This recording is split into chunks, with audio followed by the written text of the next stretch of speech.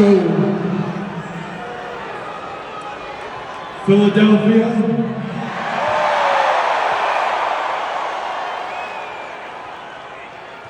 City of Champions,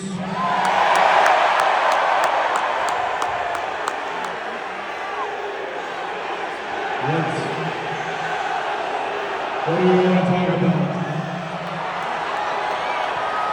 Obvious question with an obvious answer. It's the most watched moment in WWE history and pro wrestling history, and there I am, laying on the bottom, tasting my own blood.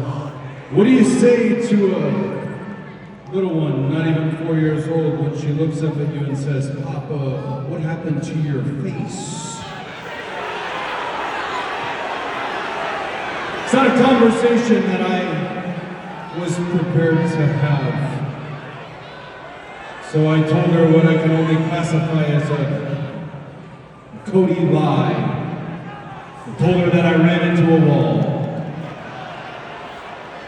Not entirely untrue, I did run into a wall designed by the final boss, The Rock.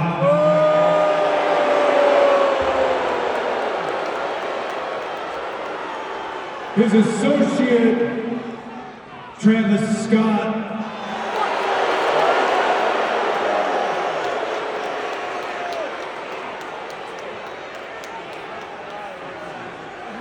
And by my WrestleMania 41 opponent, John Cena.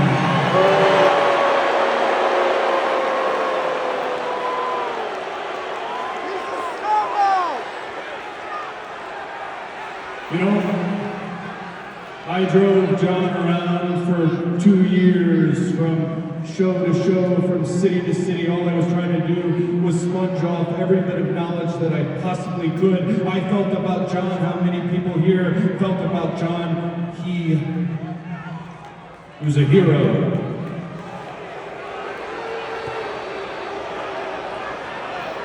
So one day I'll tell her what actually happened. I'll tell her that a great man who did great things, who was my model in this sport, who was the very definition of the word virtuous, a man who used to run to the ring with a t-shirt emblazoned on it, the slogan, "Never give up." I'll tell her he gave up.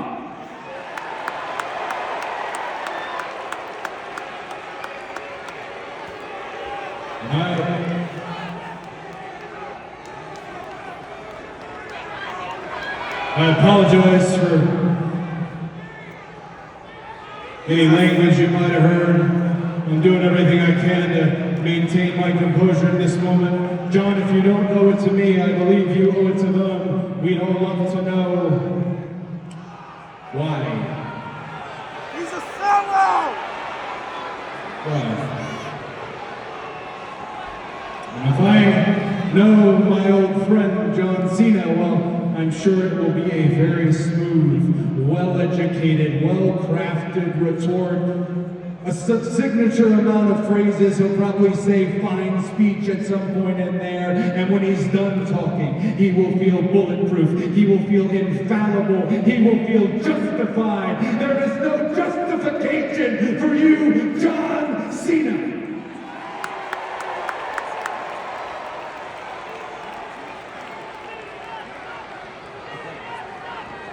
I am well aware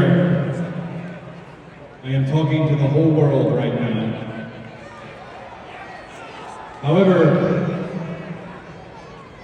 for those in this room tonight,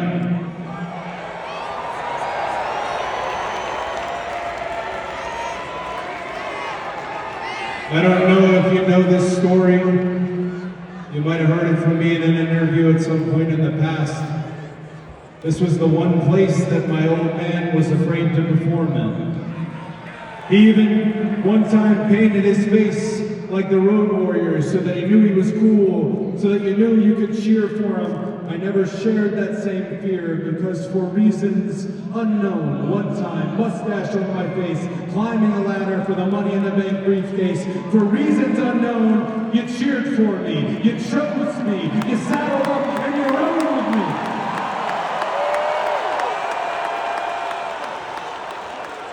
I never forgot it.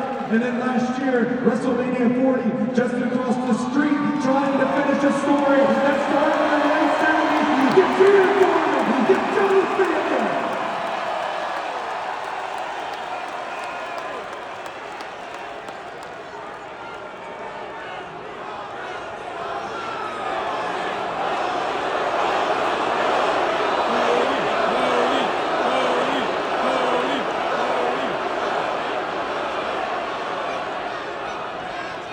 Speaking of WrestleMania 40, you can watch it back and you can turn the audio up. My old friend John Cena in the ring celebrating with my friends and my family. He looked at me, he pointed at the title, and I will never forget what he said. He said, "It gets heavier every day." You deserve it! Well, John, here I am holding this championship. It is not heavy enough. Here I am holding this championship as I have done for the last 300 and something days. John, I know you're watching. I know that you think that your successor had to look like you, had to talk like you, had to be like you, had to live like you. Well, the next one doesn't look like the last one, John, and you are convinced that you are the last of your kind. You are not. I am standing right here. I am holding this above my head as if it weighs nothing. And at WrestleMania 41, I will do the same. John Cena, clearly you want some. Come and get some.